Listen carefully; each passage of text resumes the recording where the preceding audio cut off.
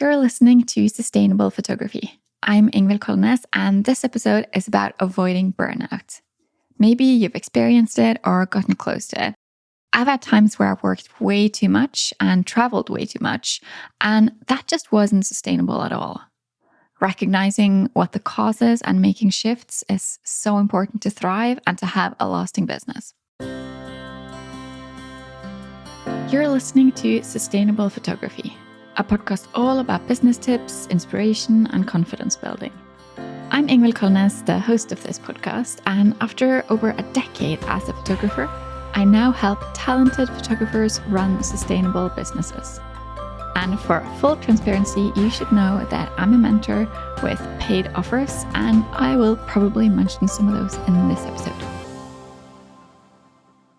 I'm chatting with Kelly McWilliams about how to implement intentional rest in your business and avoiding burnout.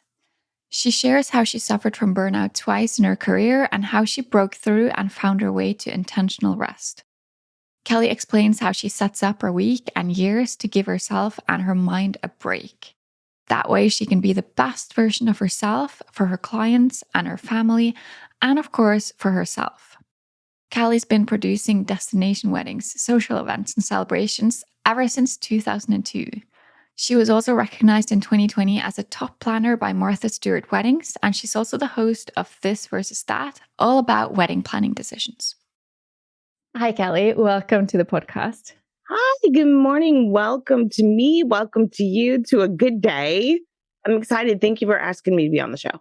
Oh, yeah. I heard a talk you did about burnout, about self-care, about resting, about kind of planning and setting boundaries and all that. And I was like, that is a talk I know photographers need to hear. So why don't we just start with who you are and how you ended up as a wedding planner and a podcast host as well? Okay, great. Yeah, I can do that. I'll go quickly through my far background just so that you can see like what led me to this place. I started out as an actress many years ago. I'm 47 years old, and I've led a lot of careers, but I was not good at that one. But I kept trying.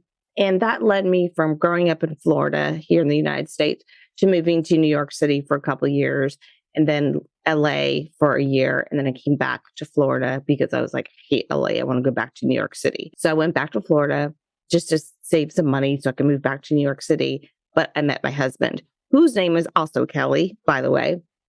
And so then I was like, okay, I met my husband. I'm not moving back to New York. Obviously, we're staying here in Florida.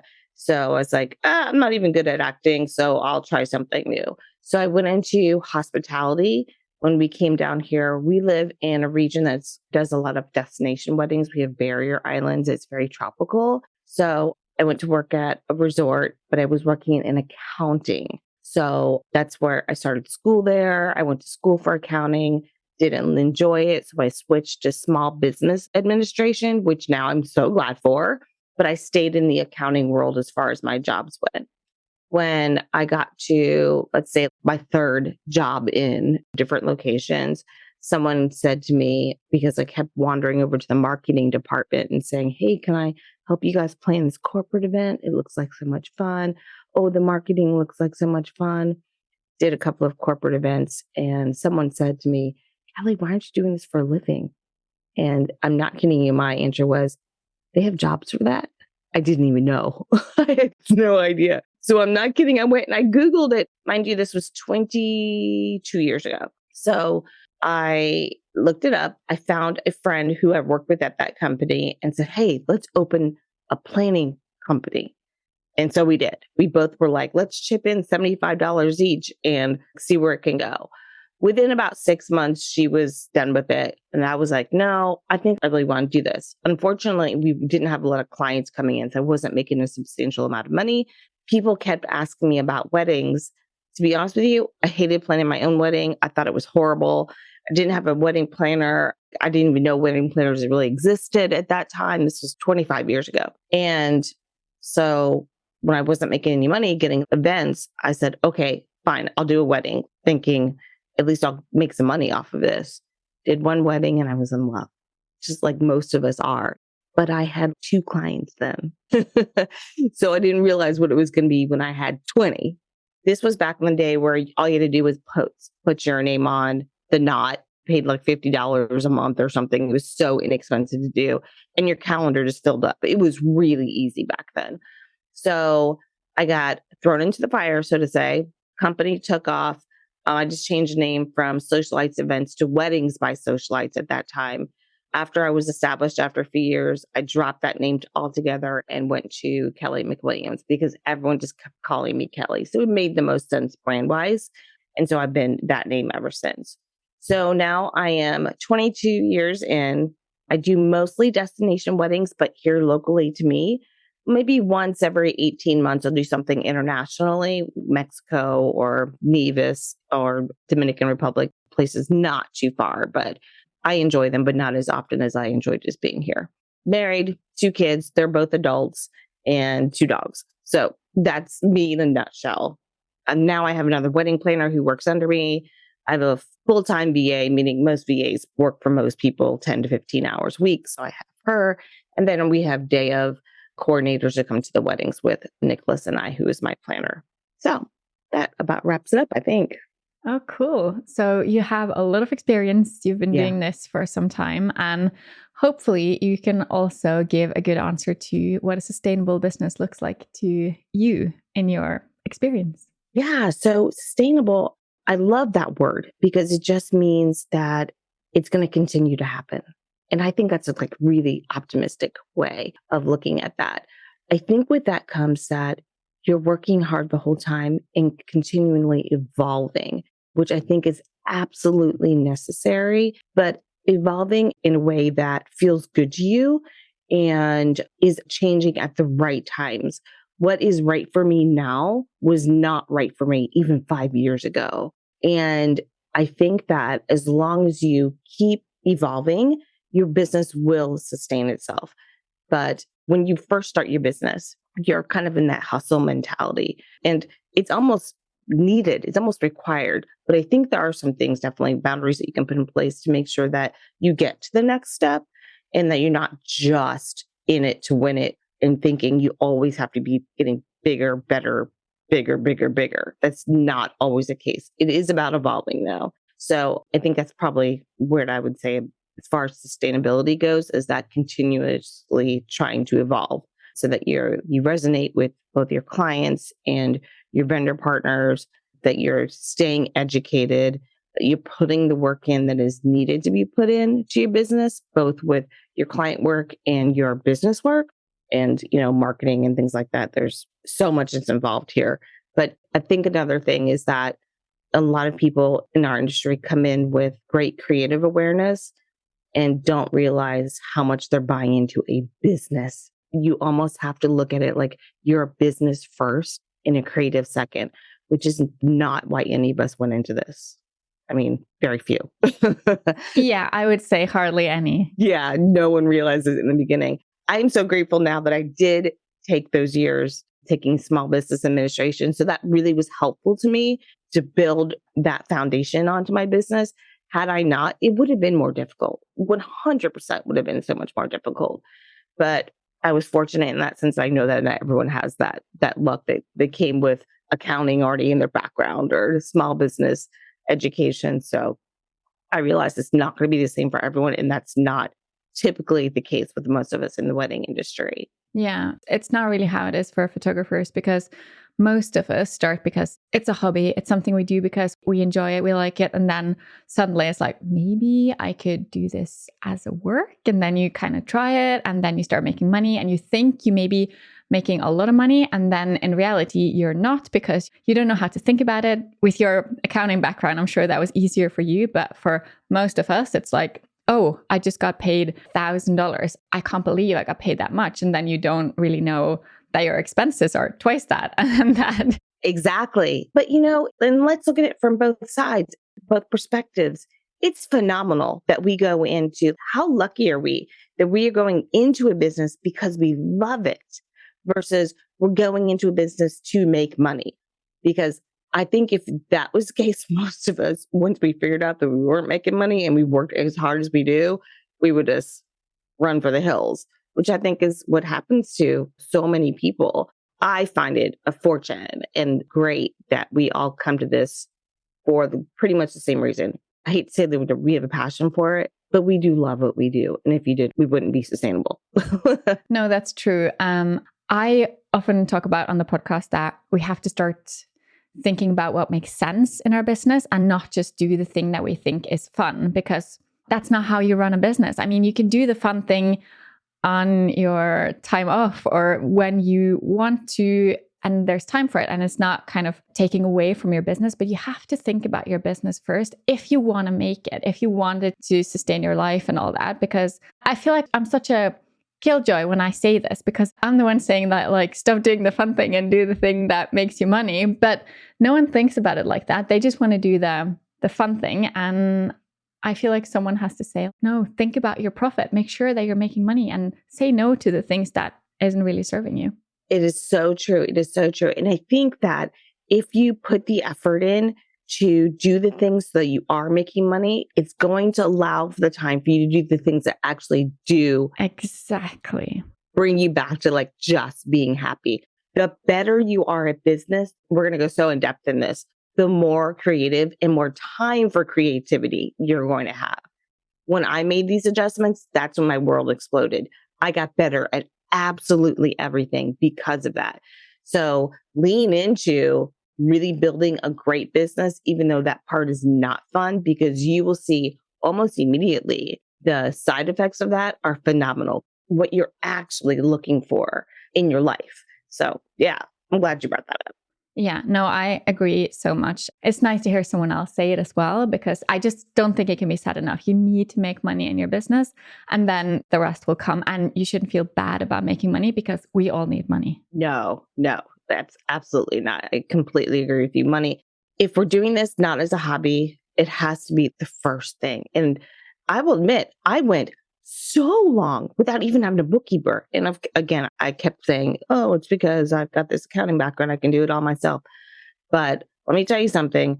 As soon as I had enough money, what I thought was coming in to have a bookkeeper, I had to let that go and be like, okay, I'm going to take some of this money, even though I would like to keep it for myself.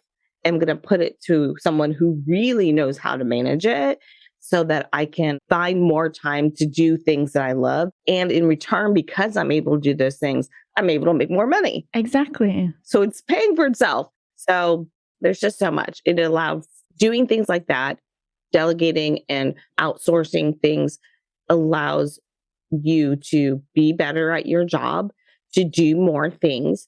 And in return, you're going to make more money. It's going to pay for those things in the end. Boy, did I learn that so much in the last couple of years. Yeah. Do you think it's because you tried to do too much yourself? Do you think that's what led to you having or reaching burnout? No, I think with that kind of thing, it was more like a realization that I was better at some things than others. And I learned it when I went to actually a conference, B-Sage conference, where it was none of the fluff. It was all about wedding business. And they had us write down the things that we love about our work and the things that we didn't love about our work, and the things that we were really good at what we did and the things that we were not so good at. And once you took all those columns, then it was like, okay, what parts of these should I be giving away? And this is how almost everyone that teaches those kinds of things leads you into it. And boy, as soon as I saw that, I was like, okay, this is my roadmap and this is going to help me. It took me 1.5 years to get all of that figured out. Like, it was not a quick thing. It wasn't like, go hire a VA, get a bookkeeper, do this, do that. It was steps. It took steps to make all of that happen.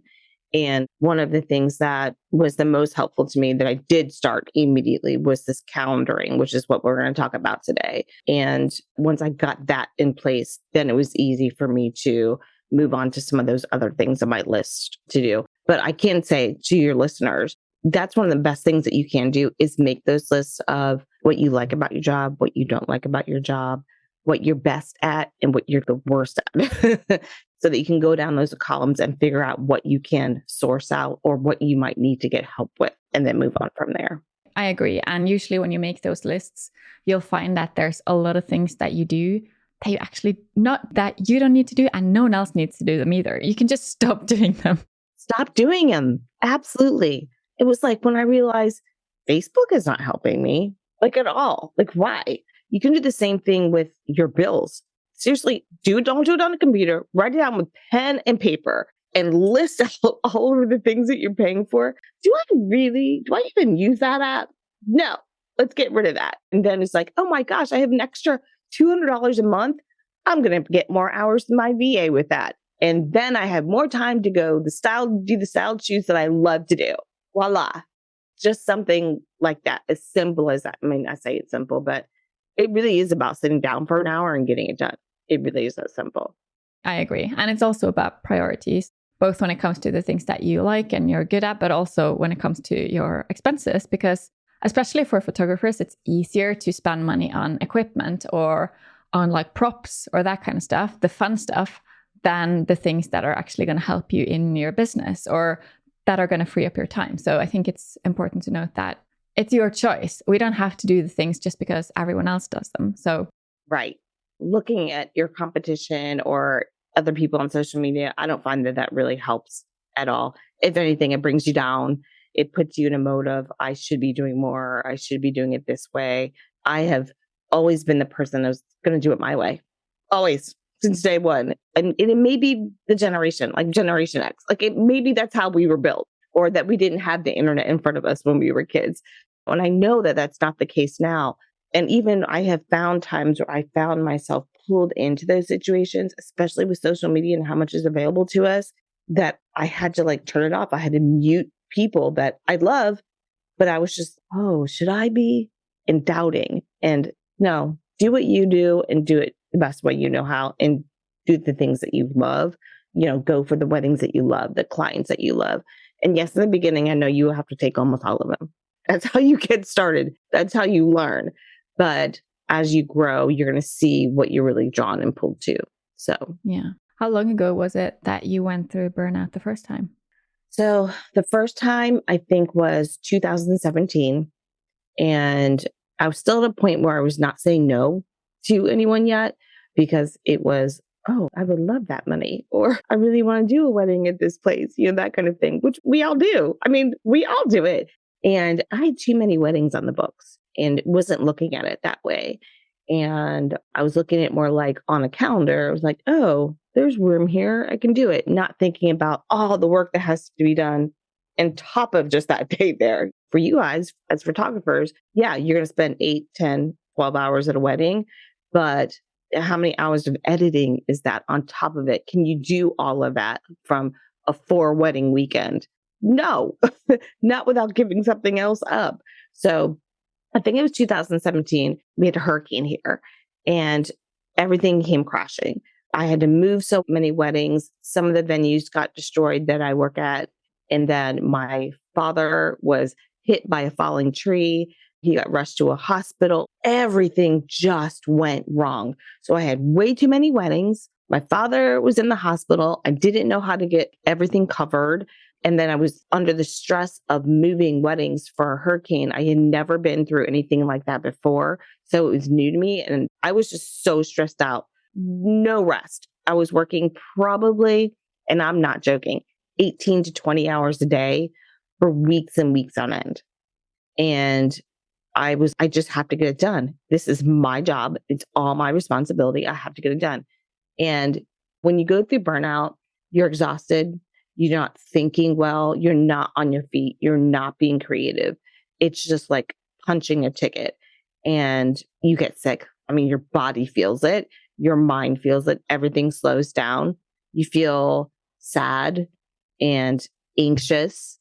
You just want a pill to fix it, but you know a pill is not going to fix it. And that, like, of course, if you need to go to see a doctor, speak to a therapist, get Xanax, whatever, 100%, those things can definitely help. However, when it comes down to it, rest is really what you need, getting rid of some of those stresses. So that was the first time I got it. And I knew I had gone through it afterwards, but I didn't realize it in the moment. And that went on for, I would say it was probably a solid month that I was really in burnout. The second time it happened was 2019. And I was still in that mindset of work as much as I possibly can, do as much as I can, be as good as I can be. I was overloaded, not with so many weddings, but just like trying to make my business better. And I was doing the same thing. I just had so much that I wanted to do and was doing. And I was exhausted. And remember, I was talking about when I went to the conference and making all the lists, and I had gone to, like, I was taking workshops and going to conferences and doing all the work and trying to elevate my business. I was trying to get to the next level, is what I was doing. And I went to that conference and they had us do that exercise. And I started bawling in the middle of the conference. There's only 50 people in this room. And I start sobbing. I mean, ugly sobbing, like the worst kind, nose running. And I threw my hands up. I said, I hate my job. Look at this, you guys. I hate my job. Like, I showed everyone the list with all the circles of things I hated and that I wasn't good at. And there were so few things. And it was in that moment that I was like, I have to make a change. And instantly I knew. I was like, okay. At that same conference, they had someone there who was talking about virtual assistants. And I had never even heard of one before. I was like, oh, that sounds lovely. I want one of those. That was one of those things that took me a year to do, but I knew that I needed to do it. At that time, I also realized I needed to take time off where I could breathe. And so I'm one of those kind of logistical people that is first and foremost with me, which is why I was in accounting beforehand. I think that way, but I love my creative. I love that part of it. So I was, okay, I'm going to pull my calendar out, and I know I have this year planned already because of all the weddings. You know, we're in a business where a year is planned out the whole year, a year in advance, because we know when the weddings are going to be. So I decided that I was going to take off 3 days in a row every month. I can find this. And so I took out my big dry erase calendar and I put it on my kitchen counter. And I found 3 days in a row for every month that there was nothing sitting on. And I said, I am not going to work on these 3 days. I'm not going to do it. And I implemented it the next month. I came back and I was, that didn't really do anything for me. So I said, I'm going to do it for a week. I'm going to take a week off every single month. And I'm not going to have anything to do during that time. No meetings. I'm not going anywhere. I'm going to rest. I'm just going to vacation it. Wasn't necessarily going to go anywhere or anything. After that, then the second month, I took a week off. And by day 5, I was like, I cannot do this anymore. I have to get back to work. And it wasn't guilt necessarily. It was just, I don't need any more time. Like, I feel good. So the next month, I did 5 days. It was perfect. It was absolutely perfect. So took my calendar back out and I made it found 5 days every single month for the next 6 months. Then I started thinking, how do I do this without my clients figuring it out? I don't want them to know I'm taking time off. I can't do that. But yeah, you can. You absolutely can. You can. And you should. And you should. So what I did was I said, okay, I'm going to take 5 days off in a row. The thing that makes the most sense is to make sure there's a weekend included where I didn't have a wedding, that they already think I work Monday through Friday. They're not going to realize those 2 days. And so I found 5 days every month where there wasn't a wedding that I could do it either Thursday through Tuesday or whatever. So 5 days. And then if something came up on any month or coming up, but someone calls and says they have this wedding that I really want to do, I would take it so long as there was somewhere else in that month that I can move those 5 days to. I made a rule to myself. I was never going to give those 5 days up. So I call these days without intention. So what that means is I wake up in the morning with nothing planned necessarily. There's no meetings. There's no deadlines. Wake up and do what I want to do. Now, it doesn't mean I won't work, because sometimes I want to work. Because remember, we were talking about in the beginning, we love our jobs. And so sometimes I'm a wedding planner and I do design. So sometimes I wake up, I want to design that one wedding. I'm going to do that right now. So I'll wake up, sit on my couch and pull the laptop out and design a wedding. But I'm in joy because I don't owe anything to anyone on that day. That's me. And then there's days where I'm like, I'm going to go watch 2 movies at the movie theater today. And then I'm going to come home. I'm going to open a bottle of wine and watch another one on my couch. So it just allowed me that flexibility. And don't you know, when you go in the car and you forget to turn the radio on or a podcast or something like that, and it's just quiet, and all of a sudden, all these ideas start coming to you. Yep, happens all the time. Yes, they come to me most when I'm in the shower. That's my relaxed phase. And so those are the kinds of things that led me to do this. When do I feel best? And when do I get my ideas?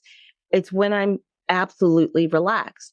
So I realized if I could find time every month to be relaxed, things would come. Here's what I didn't realize would come out of this. Because I have these days on my calendar, always use a blue line on the calendar to do these. I call it my blue line days. Everyone in my peripheral world knows this.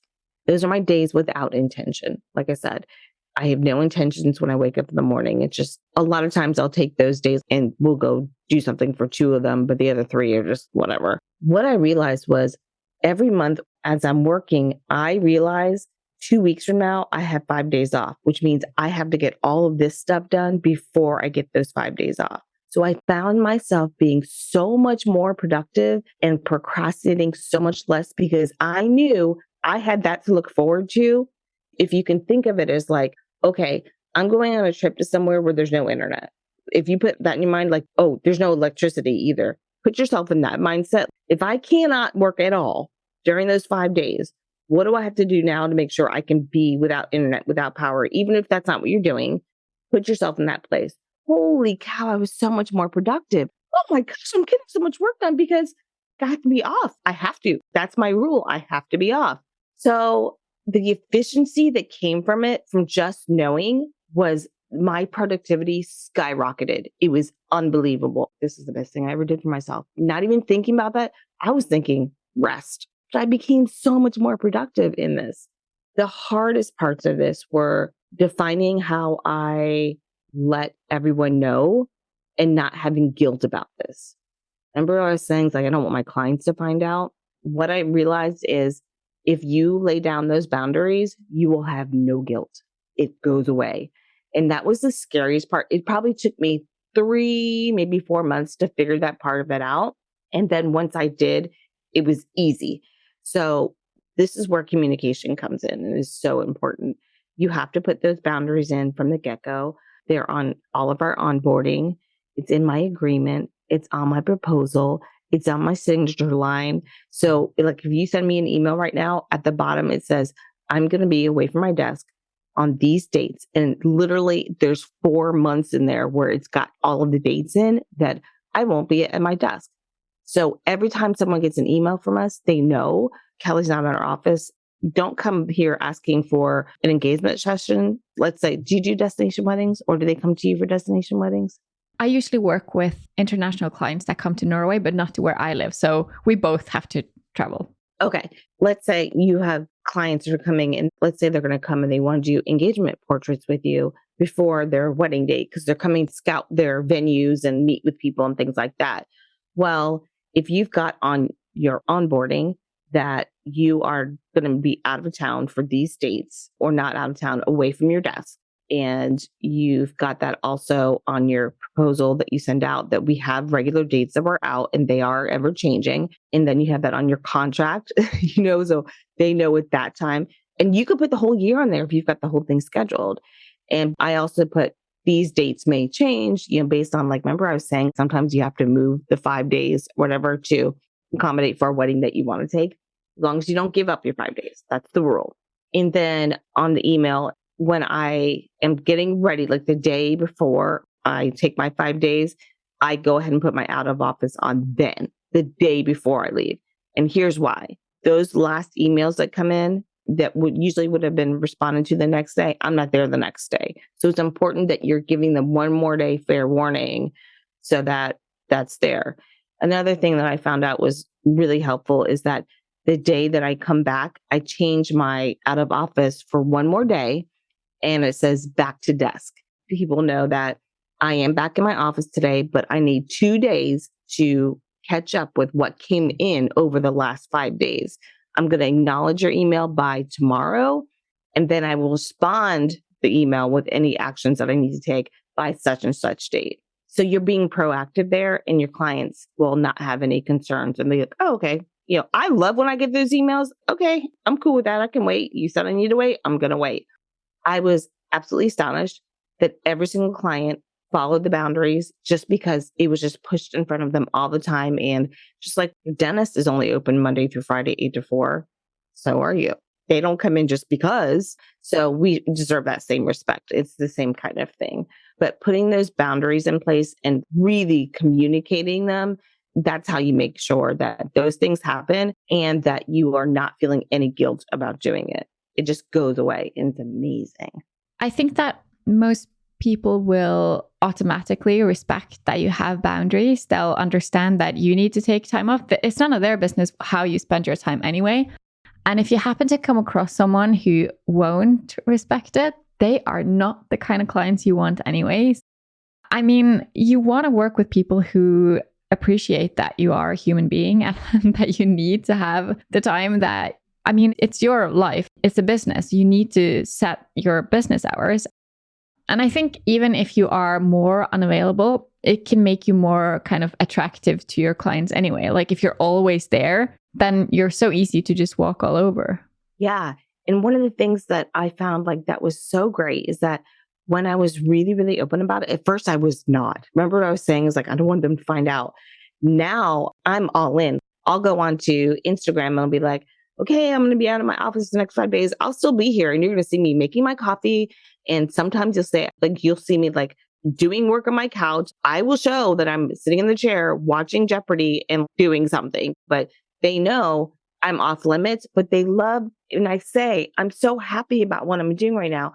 These days allow me to be really good at my job. And I am so much better at my job now because I do this. I'm a day and night person since I implemented this day and night. And just like I was saying, you'll make more money when you put things out, when you source out things and you delegate things because it allows you to be better at your job. And it's going to find you ways to make more revenue in different ways because it's allowing your mind to have the capacity to think more, to think outside of the box, to think of other things and not just be in your business and making these slight changes. And they really are slight changes when you think about it, because essentially, do you take 5 days off? I would hope. And let me say this. Some people, 3 days will be enough. Some people are going to need 7. Some people like me, need 5. You kind of have to test it out. But what I will say is it's most important that they're consecutive days. You can't I'll do 2 days at this week and then 3 days the next. No. Your mind has to have the time to decompress and then open up for all the creative that's going to flow in. So 5 days is normal for me. It feels good every single time, but I just came back from my holiday break. I was like, I'm going to take a whole 2.5 weeks off. And I did a lot of work during that time, but it felt good. It felt really good because I didn't have the deadlines. But what I was able to do in the last 2.5 weeks, I couldn't have gotten done in 4 months if I hadn't been off. Another thing that it took me a while to do it, probably a year and a half, maybe a year. After I put those 5 days in a row off, I put in 2-week vacations during the year. So 10 months, I have 5 days. And then 2 months, one in the summer and one in the holidays, I take 2 weeks off. And that during those times, I'll have some vacation and some just work on my business. And again, waking up without intention, but because you want to. Strictly doing what I want to do. Some things are moving the needle. Yeah. It makes a difference when you do it because you want to do it rather than you have that, oh, I have to do that today because. Yes. It's very much mindset thing. And I know it's a word, now that we didn't use a few years ago, but it really is. I hate to say it's all in your head, but it really is all in your head. Here's the crazy thing is that when it's all in your head, it takes over your body too. You're going to feel burnout physically as well. And that is not good. That was one of the last pieces that came for me was when I got a treadmill over here to my left. When I implemented that and I started walking every day, I was like, okay, this actually helps you. I get it. I get the whole exercise thing now. So if there's a way for you to get some kind of exercise, just making your body feel better, especially when you're in these zones, your body can really take the heat when it comes to overwhelm. So if there's any way for you to implement that as well, that's great. For me, it's a treadmill and I hop on there every once in a while. I think burnout can often start with that feeling of guilt that you're feeling like, oh, I need to be there for my clients all the time. I often see this, for example, on Instagram, photographers are posting that they're editing. I'll be editing all night because I need to finish these within the deadline. Well, first of all, you set the deadline. If you can't deliver the images within a reasonable time, you need to extend the deadline, not when it's too late, but you need to do that before you take the clients on. I always say to set deadlines a lot longer than what you think you need. The worst thing that can happen, you'll get sick and your kid gets sick and something else happens. And then you get another shoot. And then just if you think you normally would need 4 weeks, then make it 8. Tell your client 8 so that you can still deliver ahead of time if that's possible for you, but you don't have to have that feeling of like, I need to do it now. And a mindset thing I think you can have around that is think about how much better you're serving your clients if you're rested, if you're feeling great. Like instead of your clients' images, this is just an example, but instead of your clients' images being edited in the middle of the night, like in a haste, how much better is it to tell your clients that, you know, you're showing up with your best self, ready to get to work because you're excited about it instead of you have to, and you just have to kind of pull all-nighters to get it done.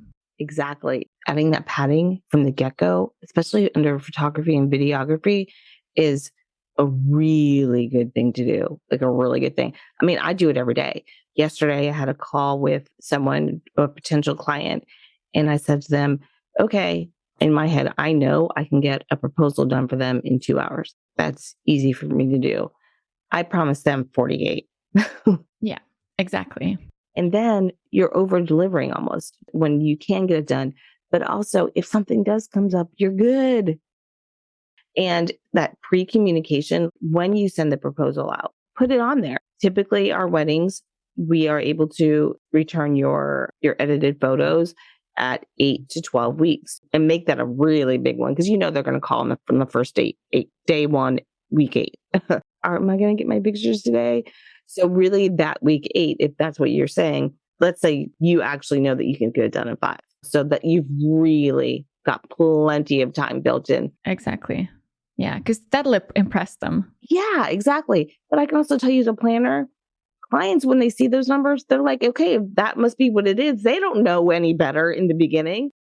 You could tell them 6 months. They would be like, okay, guess that's how long it takes. Or they might even respect you for it because if they see, oh, well, this photographer gives it back in 5 weeks. I've never really heard anyone say this, but they could look at it like that. But you're able to say, we take longer to make sure you have magnificent edits.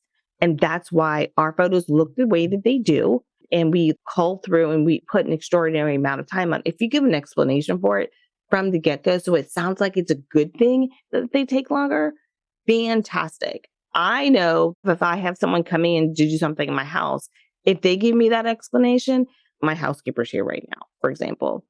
If she said, oh, I can come and get it done in 45 minutes, I'd be like, that is so wonderful. But if someone else knocks on my door and says, I want to come clean your house, it's going to be the same amount of money, but it's going to take me 3 hours, I'll be like, oh, like I hide in my office for 3 hours. But here's what's going to happen and why it takes me 3 hours to do it. You got it. Take your 3 hours because that sounds amazing that you're going to actually do the baseboards, you know? Yeah. It's all in how you frame it. Yes, exactly. Those are also the things that will help you like release the guilt of taking the time off. And all of this is in our power. I see all the time on contact forms for photographers that it says you'll get a reply as soon as possible. And it's like you're setting yourself up to have that anxiety and to feeling like, oh, you need to rush. So that's one of the things you can easily automate. Just like make sure you have an auto respond on so that they'll get a reply straight away, but you don't actually have to do anything until whatever time frame you've decided. It's such a wonderful thing. I love when I get a nice auto response or it says something like, we are really looking forward to you and the opportunity to work with you makes us so happy while we're serving our current clients. Here's some images that you can look at. Here's my Instagram. Here's my podcast. And we look forward to talking to you in the near future or in the next 3 to 5 days. You're letting them know when it's going to be, but giving them something to be excited about in the meantime. Totally for that. And I think one of the things when it comes to stuff like that is put yourself in your client's shoes and think of things like my housekeeper and the explanation I gave. They don't know what to expect necessarily. And so you giving them something isn't going to be a downer for them if you're saying it's going to take this much time. It just says, okay, this is the norm. This is what to expect, because likely they have not gone through it before. And even if they have, I mean, you're you and you have your business. So they have to just respect your process. And if that's how you do it, then that's what they have to put up with. And if they don't want to do that, then they should probably find someone else, because you are in charge of your own business. You have to do things your way. Yes, absolutely. And build the business that you want to build. I think that most people are very respectful so long as you're communicating these things. So, yeah. I definitely think so. I know that you want to do better in your photography business. I want you to do better as well. That's why I created the Sustainable Photography Program, a mentor program that helps you to build your business in the way that makes most sense based on who you are. This is for photographers who are clear on their photography style and skills, but who want to do better in their business. You need this, and we'd love to have you. Go to ingvildkolnes.com/sustainable. And P.S., this is also available in Norwegian. If someone is going through burnout right now, because we've talked a little bit about how they can avoid it, but what can they do to kind of get over it? So I think, unfortunately, burnout is one of those things where you don't realize until you're really into it. And I hate to say it, but it's like you've got to work your way through it. I wish there was something else that you could do. But I will say things like this: getting up from your desk, away from your laptop for even 10 minutes and just go for a walk, or just go sit outside on a chair and just breathe in some fresh air. Meditation helps a lot of people. For me, I take a dog for a walk for 10 minutes. When I feel like I'm about to have a panic attack, it's just all too overwhelming. Nothing is going to happen in 5 minutes time. You have to consider that.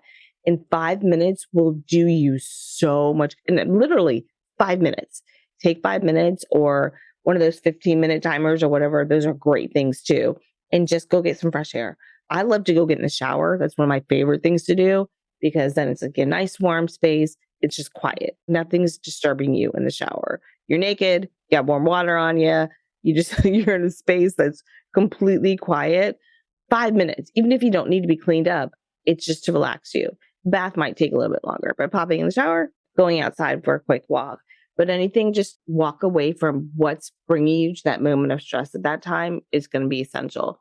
I also think it helps to just whatever you can do. And I know that typically when you're burnout, you just are doing a lot of work and you've got so much. I've said this many times. It's not that you're overworked, you're under-rested. That means really, truly getting more sleep. So I'm not saying necessarily go take a nap. Some people that work for, it's not one of those things that works for me, but setting a real good sleep schedule is going to make a big difference. And I know not a lot of people want to hear, and they're like, oh God, not again. But guys, I'm sorry, it really is the truth. It really is the truth. You got to get your sleep. But 5 minutes every hour, if you can do it. And I'm not saying go like set an alarm to go off once an hour, 5 minutes. It's when you feel the anxiety, it's time to walk away. And I think that's kind of one of the things that where you feel when you learn that you're burning out, is like you just feel the anxiety, and you're going to feel it in your body. You're going to feel knots on you. If there's any way for you to break away and go get a massage, tell you, and you have to find the time to do it.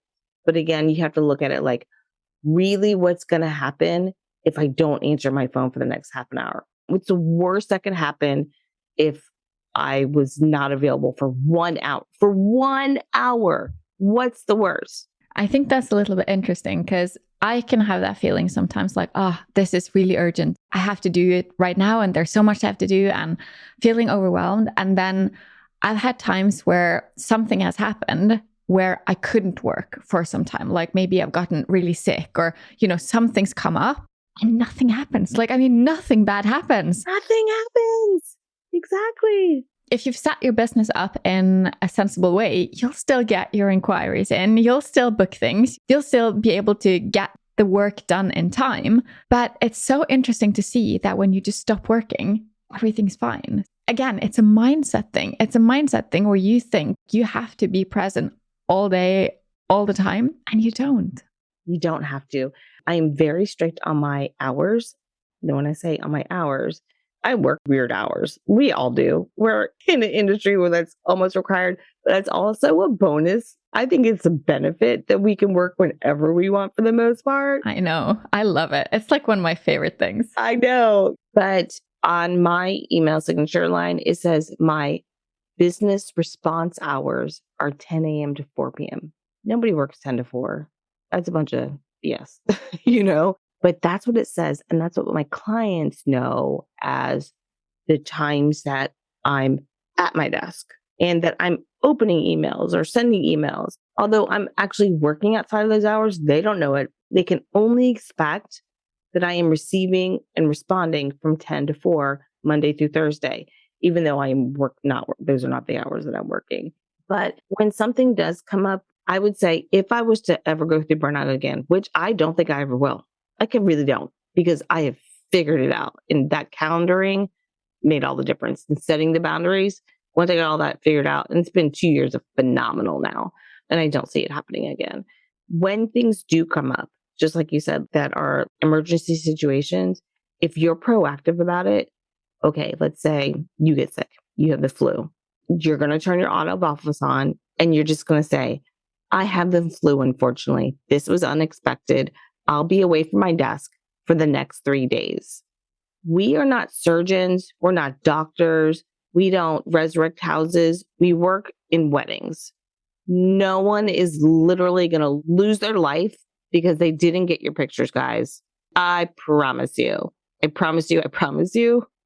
That is not going to happen. So I am saying right now, I'm giving everyone listening permission. When you have to be away, you have to be away. Turn it off. Nothing's going to happen. Nothing's going to happen. Could someone be disappointed? Yes, they could be disappointed. Oh, well. And you can apologize for that later, but your mental health has to come above it. Your physical health has to come above it. Emergency is going to happen. Your kid got sick at school. You have to go pick him up. Thought you were going to be able to send a proposal out in that a little bit of time. You can voice text to anyone quickly and say, hey, I just want to let you know, I promised you, and I did this yesterday, just yesterday. I promised someone a proposal by yesterday morning, 7:00 that night. I realized I hadn't done it. I sent her an email, said, you know what? I apologize to you. Things got out of control today and I am late. I apologize. I'm going to make sure I get this to you tomorrow. I hope you understand. She sent me a message back. No problem. Because I reached out to her before she sent me an email. And again, it was just about being proactive. I screwed up. It was me. I was answering emails that I shouldn't have been answering yet. And you know how that is. Don't go in your inbox when you shouldn't be going in your inbox. Stick to your to-do list. Don't go in your inbox unless it's to actually reply. Yeah, because we all do that. And that's another thing that I found, kind of putting a schedule in for the parts of my day that are going to move the needle and just be in my business.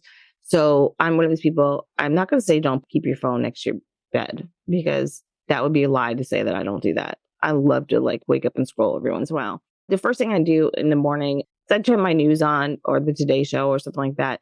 But I triage my email. I go in there and I get rid of all the junk and I look at it, and just so I know what I'm going to be going into when I actually go into my office at 10 o'clock, but I wake up at 6. So I'll sit there for 15 minutes and just clear it out a little bit and move things around so I know what I have coming up for the day. And then I feel good because I'm okay, I know what I'm set for the next day. But then I do not go in my office till 10 o'clock. But that helps me. I feel relief in that moment. And sometimes you just have to give yourself a little personal relief, But I'm not responding to emails. I'm literally just triaging, just cleaning it up so I can walk into my office and feel good about what's there. I look at my calendars to see what I've got in the calendar for the day. And then I go make my coffee and take my dogs out and clean up the house a little bit and watch TV for an hour or two, call my best friend. Hey, what's going on? And then I go in my office and I do my work. I think that's a good way of doing it. Emailing is one of my least favorite things because I feel like the more you do it, the more work you're kind of adding on, because for every reply you send out, you're going to get one back, and then it just keeps going. So I try not to do that first thing, because then I'm just giving myself more work for the rest of the day. And one of my favorite things about working for myself and kind of doing whatever I want to is that thing we just talked about, being able to just work whenever you want to. And I'm not a morning person. I like to just work when I want to. So that can sometimes be quite late. But my favorite feature in my email is that I can set like a delayed send. Oh, yeah. So that if I write the email, I'll make sure to send it the next morning. So no one needs to know that I didn't send it in the evening. I sent it early in the morning when I was still sleeping, probably. Mm-hmm. Exactly. Yeah. I use Boomerang for Gmail. So that's wonderful. So it actually just got integrated into Gmail now. Oh, yeah. Do you use something different? No, it's integrated. Like now it's a feature inside of Gmail. So now I don't use Boomerang anymore either. Oh, I didn't even realize that. Look at me. You're teaching me something too. I did not know that. Yeah. I've been using Boomerang forever. So I could like send later, and the remind me feature. Oh my gosh. And I will do that when I'm triaging my emails in the morning, is that I'll use that little remind me and put a little note, because you can attach a little note to it to say, okay, send a proposal with this, and don't forget to call Amy about this on that. So when it comes back, oh, okay, this is what it was for. And I don't know. I think most of why I do that in the morning is just so I have peace of mind. Same. Yeah. Knowing what I'm walking into for the day. And I just find it helpful. But I think calendaring and a lot of things take time to figure out. You have to fine tune this. So don't feel like you have to make all of these changes at once. It is about figuring it out for yourself. And it is steps that you take. Setting your boundaries and those things, those are action items you can do today. You can put this on your signature line today. A lot of people use Wise Stamp, whatever you have on your signature line. Put those dates in. Just for now, just do 3 months worth. Just do it and go into your onboarding documents, your welcome guides, and just, say, these are our office response hours, or, just little changes like that are momentary. You can sit after this podcast, take 20 minutes and do little things like this. You're going to find yourself being so relieved all of a sudden with like a huge smile on your face. When I think about, I have 5 days coming up, I'm so excited. But again, just like I said before, so productive because I know I've got those 5 days where I'm not going to be doing work. So everything that's a deadline has to be before that. Oh, one other thing that I do is that we've gotten really good about scheduling calls, proactive calls with our clients. And I know most photographers are really good about this because you have to have your calls to do your photo timelines with your clients and things like that. But if you are going to do your days without intention, you want to email. What I do is I email all of our clients before, like a week before we go to take those 5 days off, and say, hey, just a reminder, we're going to be away from our desk for these 5 days. If you would like a call with us anytime soon, then please schedule it for between these dates and these dates. So they know, even though it's on your signature line, it's coming up. It's just like one more mental reminder for them. And they're going to be so respectful for it, of you and your time, when you just take those extra moments. And it also allows you to put into play, well, I'm not a photographer. Do most of your clients, do they call for more than just like setting up your photo timelines? Do you get other calls throughout their planning? No, I actually set up all the meetings. I decide, I don't think they expect it, but I want to have multiple meetings, and then it's up to me to send out the scheduler. And then I'll just send a scheduler that has my available times. So they only get to see when they can book. And then they don't ever have to worry about me not being around, because they just have to think about when I'm there. Yeah. So you don't find yourself, or do you find that most of your listeners as well, that they get calls or emails out of those times that you don't have things scheduled, or they do? No, I don't. Maybe emails, but I think that emails are something that people are probably needing to learn to reply to when it's suitable for them and not for the client. But calling, I don't know if that's that common. I don't think I even give out my phone number. Oh, really? Yeah, don't think so. That's great. I wish I had that luxury. I enjoy the phone calls I have with my clients, but we do, for the most part, have them scheduled. But yeah, we give them an email heads up. We're heading out. And so anything that's going to come up, please schedule it. And usually I'll do it so it's scheduled for afterwards.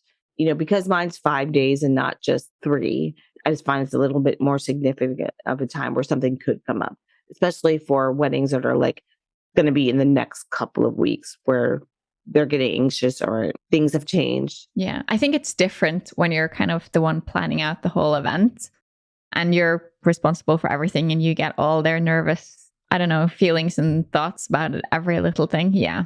Sure. And that's why I was asking the photographer, like when it gets close to someone's wedding, do they start calling for like, oh, we did change this and now we're going to get ready here?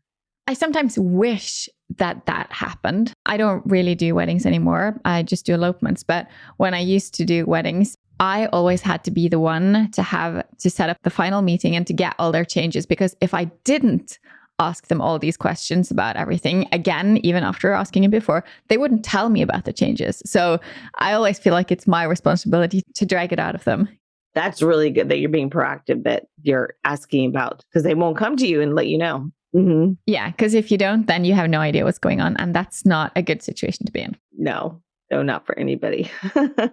So what would you suggest to the listener to do right now if they want to start taking better care of themselves to avoid burnout happening? I would say that absolutely the most important things, I think equally, figuring out what you can take off of your plate. And I realized that some of those things are going to be a luxury in the beginning. Like, not everyone can afford to take on a VA, but that was the biggest thing that I made in the beginning, was getting a VA to help with the things that really I didn't need to be investing my time in. And that did allow me to make more money because I was more productive and better at my job. The second thing is the calendaring. And I really cannot say enough about that. I will say it till I'm blue in the face to every wedding vendor, no matter what segment of the industry that you're in, finding that time for yourself to allow your brain to reset and for your body to refresh is going to excel you in more ways than you could possibly imagine. You need that rest. You need it every single month. And so just like I said, just get a dry erase calendar out.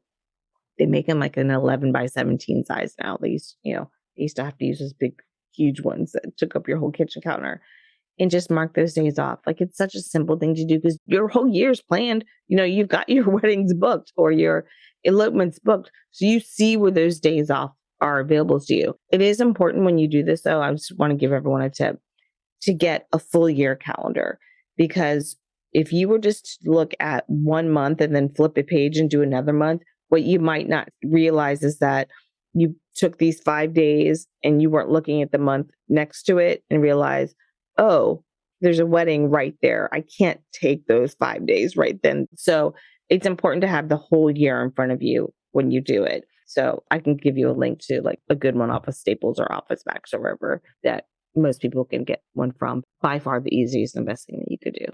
Yeah, I agree. A good calendar is a must. I love planning myself, so I completely agree with that.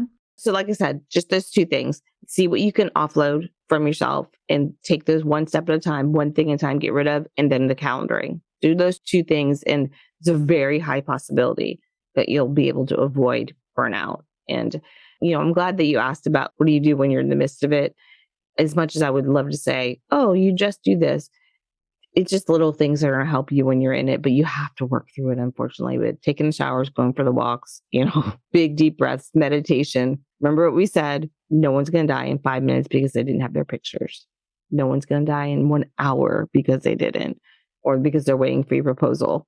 Thank you so much, Kelly. This has been such a good talk and so important. I'm sure that there are a lot of people who are going to appreciate this.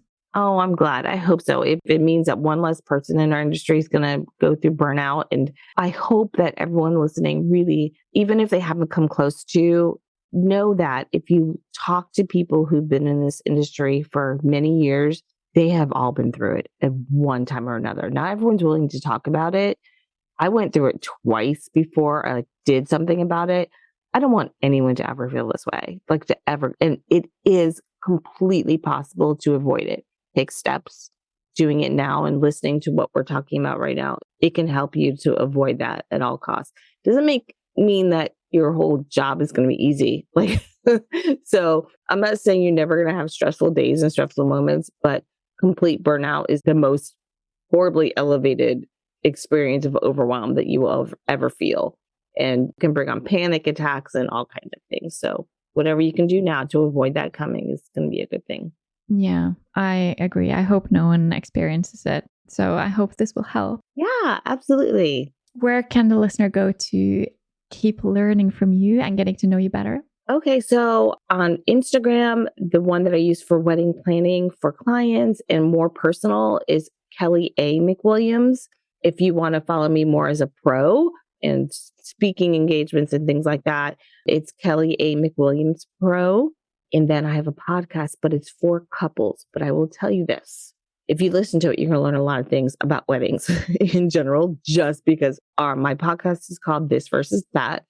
And in it, every episode, we're helping a client decide to do it one way or the other. So, for example, for you guys, one of our very first episodes was whether or not to do a first look.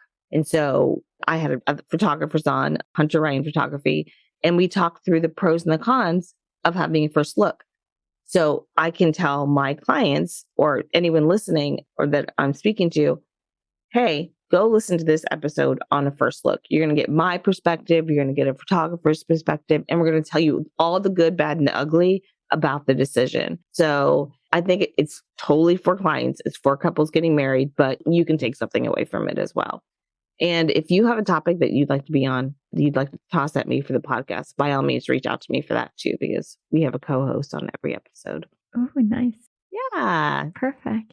It was so great to talk to you today. And I'm so glad that you came to me, because it really is such an important subject that I don't think is tackled enough. And hopefully everyone was able to take something away from this that they can implement. Oh, I'm so sure about that. Thank you so much, Kelly. You're welcome. You just listened to an episode of Sustainable Photography. Please share this episode with a photographer you care about.